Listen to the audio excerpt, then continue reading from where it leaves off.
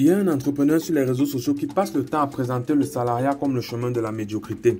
Dans sa démarche, il dénigre le fait d'être salarié, de travailler pour un patron et valorise le fait d'être entrepreneur. Les naïfs qui gobent son message veulent devenir entrepreneurs et pour ce faire, il se tourne vers ce type car il vend justement des formations pour aider les gens à se lancer dans l'entrepreneuriat, comme par hasard. Cet entrepreneur est un excellent illusionniste qui sait créer le besoin chez les autres pour ensuite vendre la solution. Je fais cette vidéo pour commenter une déclaration qu'il a faite et vous aider à ne pas tomber dans certains pièges qu'il vous tend. Un jour, il a raconté l'histoire de deux médecins qui ont eu leur diplôme la même année. Il a dit que 5 ans plus tard, un des médecins était en service dans une clinique, tandis que l'autre était devenu propriétaire de 3 cliniques dans la même ville. Il a poursuivi en disant, et je cite, « Qu'est-ce qui a pu faire en sorte que le premier médecin soit en train de galérer dans sa clinique après 5 ans, tandis que le second est déjà multimillionnaire ?» Ça, c'est ce qu'il avait dit. Et c'est à ce niveau donc que je voudrais vous interpeller, vous amener à éviter de vous faire tromper. D'abord, il n'y a aucune certitude que le médecin qui travaille dans une clinique est en train de galérer. Peut-être qu'il est épanoui dans son travail, qu'il a une famille avec laquelle il passe du temps, il prend ses congés régulièrement. Bref, peut-être que sa vie se porte bien. De l'autre côté, celui qui possède 3 cliniques est certainement un entrepreneur qui s'est endetté lourdement dans des banques et des tontines pour ouvrir ses cliniques et acheter le matériel. Au quotidien, il est stressé par ses employés qu'il doit payer, les crédits en banque qu'il doit rembourser. Il ne peut pas prendre les congés car il faut qu'il s'assure.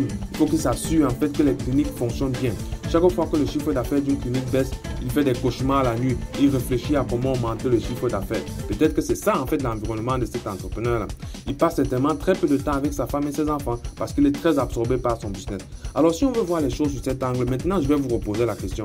Lequel de ces deux personnes vous semble donc le moins enviable? Je sais qu'on va dire que vous pouvez dire que j'ai décrit là 2 situations imaginaires, mais en réalité, c'est 2 situations qui sont imaginaires, mais qui sont les plus plausibles possibles au vu des informations à notre disposition et de comment en fait l'entrepreneuriat fonctionne et le salariat fonctionne. Je tiens à rappeler que mon but est de vous dire, en fait, mon but ici n'est pas de vous dire de ne pas entreprendre. À la fin, ce que je veux que vous compreniez, c'est que cet entrepreneur en fait vous trompe. Ne vous lancez pas dans l'entrepreneuriat uniquement parce qu'il vous a dit de le faire. Sachez qu'il a tout intérêt à ce que vous preniez l'entrepreneuriat comme la voie de l'excellence. Puisqu'après tout, en fait, quand vous vous rendez compte que vous devez devenir entrepreneur, qu'est-ce que vous faites? Vous allez vers lui parce que lui, il vend des formations pour vous aider à devenir entrepreneur. Lui, en fait, c'est sa manière de gagner de l'argent. Et Vio dépend de sa capacité à vous manipuler.